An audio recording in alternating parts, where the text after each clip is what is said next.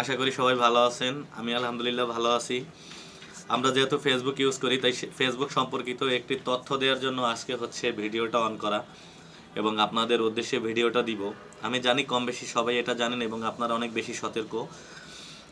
আমি যতটুকু সতর্ক থাকি, আমার মনে হয় যে প্রত্যেকটা মানুষ, প্রত্যেকটা নাগরিক, ফেসবুক আইডির প্রত্যেকটা লোক যারা ফেসবুক ইউজ করে, সোশ্যাল মিডিয়ার সাথে সম্পৃক্ত, তারা প্রত্যেকেই যথেষ্ট পরিমাণ সতর্ক। তবুও আমার মনে হয়েছে যে যারা জানে না তাদের জন্য ভিডিওটা করা উচিত এবং আমি ভিডিওটা করে আপলোড দিব। আপনাদের যদি ভিডিওটা মনে হয় গ্রহণযোগ্য এবং অন্য 10 জনের জন্য কল্যাণকর এবং উপকার হবে ভিডিওটা দেখলে, তাহলে আমি অনুরোধ করব ভিডিওর শুরুতেই যে আপনারা ভিডিওটা আপনাদের টাইমলাইনে শেয়ার করে রাখবেন। অনুরোধ রইল। তো বিষয়টা হচ্ছে, যাদের ফেসবুক আইডি আছে তাদের প্রোফাইলে ঢোকার সাথে সাথেই দেখবেন যে আপনার কাছে একটা স্ট্যাটাস আসে আপনার স্ক্রিনে, অথবা একটা ভিডিও আসে। তো ভিডিওটা যদি ধর্মীয় হয় কিংবা আপনার গঠনমূলক হয়, মোটিভেশনাল হয়, অথবা ইনফরমেশন ক্যাটাগরি হয়, তাহলে আমরা হচ্ছে যেটা পছন্দ করি সেটাকে টাইমলাইনে শেয়ার করে রেখে দিই। এরকমটা হয়। যদি এইরকম না হয় যে আমি টাইমলাইনে রেখে দিব, কিন্তু আমরা কিন্তু কম বেশি আমাদের যে ব্যক্তিগত অভিমত, সেই অভিমতটা কিন্তু শেয়ার করি। এক্স্যাক্টলি আমরা যখন এই কাজটা করি তখনই আমরা হচ্ছে একটা ফাঁদে পড়ে যাই। কেমন ফাঁদে পড়ে যাই আমি বলি।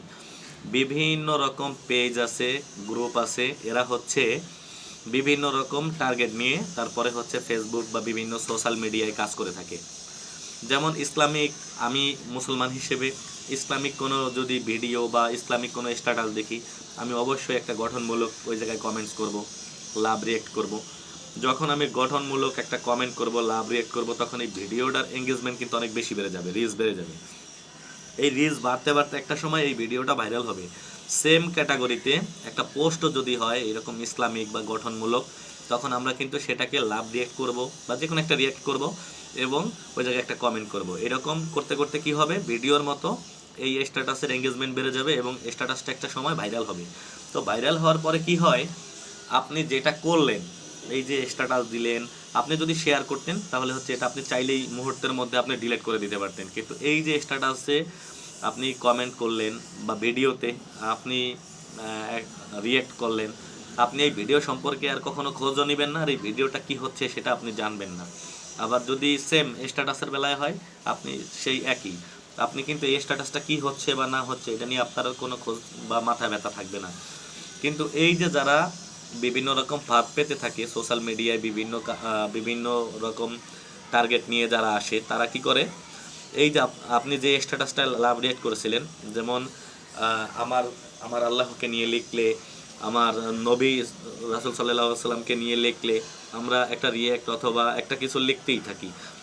এটা মানে না লেখা পর্যন্ত শান্তি হয়ই না। তো আমরা যখনই এটা লিখি তখন কি করে ওরা, মনে করেন যে 1 লাখ রিয়েক্ট করলো বা 50,000 রিয়েক্ট করলো, এর পরবর্তীতে যে এই আইডির মালিক, সে কিন্তু চাইলে যা খুশি তাই লিখতে পারবে।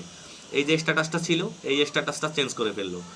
সে ধর্মের পক্ষে এতক্ষণ পর্যন্ত, এতদিন পর্যন্ত রিয়্যাক্ট নিয়ে, তারপরে হচ্ছে শেয়ার নিয়ে, তারপরে হচ্ছে বিভিন্ন রকম কার্যকলাপ করে সে কী করলো, আগে স্ট্যাটাসটা ভাইরাল করলো। স্ট্যাটাসটা ভাইরাল করার পরে সেই স্ট্যাটাসটা ডিলিট করে ওই জায়গায় একটা বাজে কিছু লিখলো, রাষ্ট্রদ্রোহী, ব্যক্তিদ্রোহী বা সমাজদ্রোহী, এরকম কোনো, বা সমাজের ক্ষতি হয়, ব্যক্তির ক্ষতি হয়, এরকম কোনো কিছু।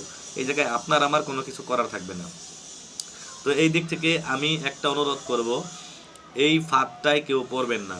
আপনার পরিচিত ফ্রেন্ড সার্কেল যদি না হয়, যে সেই স্ট্যাটাস দিলে সেই জায়গায় রিয়েক্ট করবেন না। আপনার পেজের বা আইডির এঙ্গেজমেন্ট বাড়াইতে গিয়ে, রিচ বাড়াইতে গিয়ে এই ফাঁদে পড়বেন না। ঠিক আছে? একটা হচ্ছে আপনার যদি পরিচিত কেউ হয়, তার আইডি ছাড়া আপনি কারোর সাথে সংযুক্ত হবেন না, কারো ভিডিওতে, কারো কারো স্ট্যাটাসে লাইক, কমেন্ট, শেয়ার এগুলো কিছু করতে যাবেন না। আমি অনুরোধ করে বলবো এই ফাঁদটায় পড়তে যাবেন না। সে যদি এডিট করে কোনো একদিন, হয় না যদি হয়ে যায়, যদি এরকমটা হয়ে যায়, আপনি কিন্তু ফাঁদে পড়ে যাবেন। যদি রাষ্ট্রদ্রোহী স্ট্যাটাস দিয়ে থাকে, আপনি রাষ্ট্রদ্রোহী মামলা খাবেন এই শেয়ারটা দেওয়ার কারণে। যদি কোনো ব্যক্তির সম্পর্কে লিখে রাখে, তাহলে ওই ব্যক্তি চাইলে আপনার বিরুদ্ধে অভিযোগ করতে পারবে। তো এরকম নানাবিধ সমস্যার সম্মুখীন হতে হবে। এটা সমাধানের সলিউশনও আছে, সেটা আমি দিয়ে দিচ্ছি। সেটা হচ্ছে, আপনার পরিচিত আত্মীয় স্বজন, বন্ধু বান্ধব, নিকটস্থ কেউ ছাড়া ফেসবুকে কারোর সাথে সংযুক্ত হবেন না। তারপরে হচ্ছে কারো স্ট্যাটাস বা ভিডিওতে লাইক কমেন্ট শেয়ার এগুলো করবেন না। ব্যাস, আপনার আর কোনো সমস্যা হবে না। আর বিশেষ করে মেসেঞ্জারে প্যাসেঞ্জার অনেক পাবেন, কিন্তু ভালো প্যাসেঞ্জার পাওয়াটা সোটা। আপনি যে রিলেটেড ভিডিও করেন সেই সম্পর্কে যদি তথ্য দেয় কেউ, বা আপনার যদি ভালো লাগে গঠনমূলক কথা বলে, বা পরিবার পরিজনের কেউ হয়, আত্মীয় স্বজন হয়, বন্ধু বান্ধব হয়, তাদের সাথে যোগাযোগ করেন মেসেঞ্জারে। কিন্তু আদার প্যাসেঞ্জার নিয়ে, আমি যেটা বলতে চাচ্ছি যে আদার প্যাসেঞ্জার নিয়ে নিজের বিপদের সম্মুখীন হবেন না। আর বিশেষ করে মেয়েরা যারা আছেন, তারা হচ্ছে এই যে অপরিচিত মানুষগুলো আছে তাদের সাথে বন্ধুত্বপূর্ণ সম্পর্ক করতে গিয়ে সোশ্যাল মিডিয়ায় তারপরে নিজে একটা বিপদের সম্মুখীন হন। এবং এই যে কিছু টাইপের মানুষ আছে না, বখাটে, যারা অনলাইনে এখন এইগুলো করতেছে, অনলাইনে ফাঁদ পাততেছে, এই ফাঁদের শিকার হন। তো আমি রিকোয়েস্ট করব, ফেসবুকে লাইক কমেন্ট শেয়ার করার আগে অবশ্যই 3-4বার ভেবে চিন্তে নেবেন যে কোন আইডিতে লাইক কমেন্ট শেয়ার করা উচিত না। ফেসবুকে বন্ধ তালিকায় কাকে রাখা উচিত, কাকে রাখা উচিত না, কাকে রিকোয়েস্ট পাঠানো উচিত, কাকে রিকোয়েস্ট পাঠানো উচিত না, এগুলো ভাবনা চিন্তা করে তারপরে হচ্ছে এই সোশ্যাল মিডিয়ায় অ্যাক্টিভিটিস দেখাতে যাবেন। তো সবাই ভালো থাকবেন। আমি আশা করি ভিডিওটা শেয়ার করে দিবেন যেন অন্য 5 জনের উপকারে আসে। তো ভালো থাকবেন। আসসালামু আলাইকুম।